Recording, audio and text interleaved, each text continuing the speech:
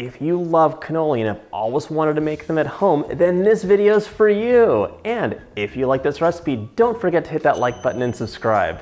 Hey, you're watching Preppy Kitchen, where I, John Cannell, teach you how to make delicious homemade dishes to share with your family and friends. First thing we're gonna do is drain the ricotta. You don't wanna have a lot of liquid making your cannoli mushy. You want them to be really crisp on the outside.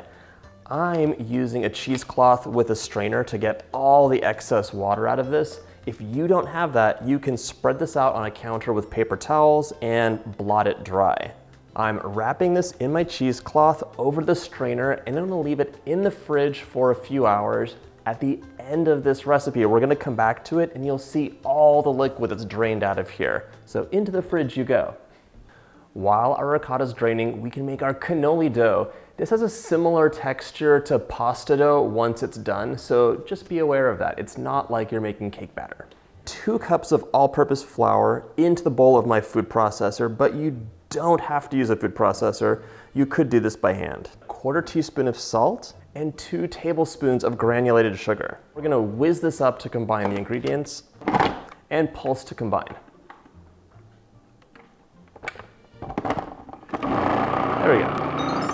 All right, after your dry ingredients are combined, we're gonna add 2 tablespoons of unsalted butter that's been cut into little cubes. Pulse once more. You wanna have like a rough, crumbly mixture. That's good.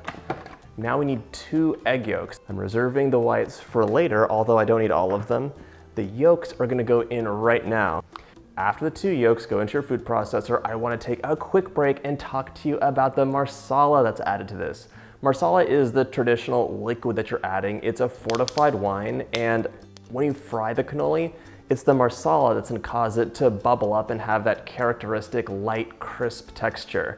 I'm using 1/2 cup, but if you do not have marsala at home, which I understand, you could use a dry wine and add in a tablespoon of brandy or another liqueur to help strengthen it. And if you're not gonna have any alcohol in this, you can go ahead and use like white grape juice that you're adding about a tablespoon of vinegar to. That'll give a similar flavor, and the vinegar will still cause it to bubble up.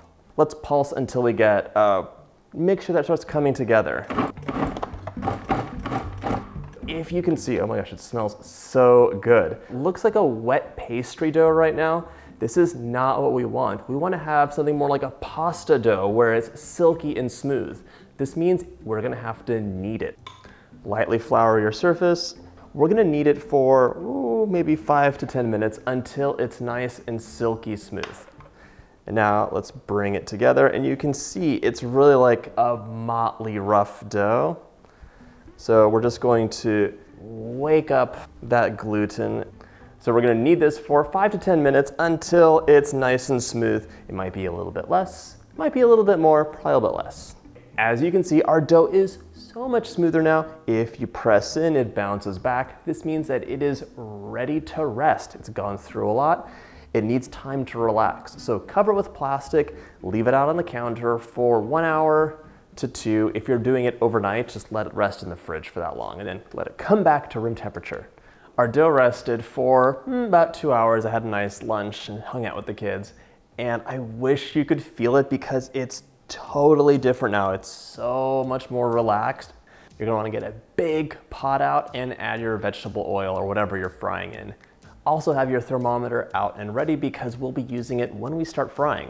I'm gonna divide my dough into 2 batches. It'll make it much easier to roll.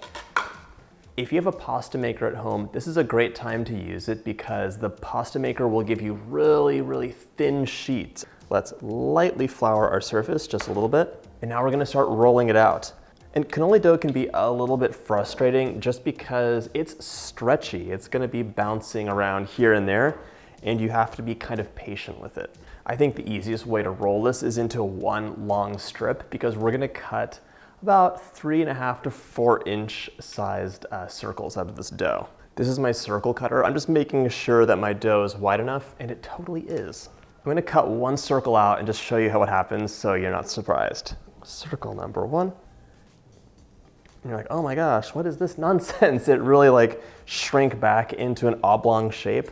But that's okay because you can take your cannoli form and then stretch it over the cannoli form. It's gonna hold it in place. Dip your finger in the egg whites that you reserved and brush a little bit over the top and then overlap that. This is the glue that will hold your cannoli together. If it's not properly fixed to the form, you're gonna have basically like a papadum. It's gonna be a little puffy circle pastry thing that's not useful at all for filling.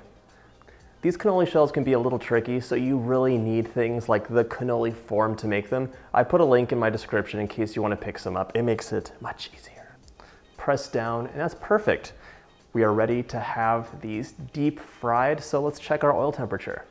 Your oil should be over medium heat until it reaches 375, and then you're gonna baby it a little bit. So maybe decrease, maybe increase, and as you add your cannoli in, it will drop the temperature. You can add up to 6 cannoli at a time, but unless you're an expert deep fryer, I do not suggest that. I would go with groups of 3. I love that right away I can see all the bubbles forming, and that is the signature look of a cannoli. Those little tiny bubbles add a lot of crispiness and just say, hey, this is a delicious cannoli. They really don't need very much time at all to fry up. Maybe about a minute or so. Keep an eye on them, move them around, and you're looking for a nice golden color. Okay, once you have a golden brown color, drain some of that oil off, place them onto a wire rack covered in paper towels. Now, you don't want your cannoli to get stuck to the form, so either using oven mitts or a lot of paper towels, and use the tongs to remove the form. My first batch is just about done. As you go off, just remove them from the form and place them onto your paper towels. My cannoli are cooling, so let's get to the filling. I'm gonna make this 2 different ways, and I just wanna show you how much water is coming off of this ricotta. It's crazy. We're gonna transfer this into a clean bowl. Now much more dry ricotta.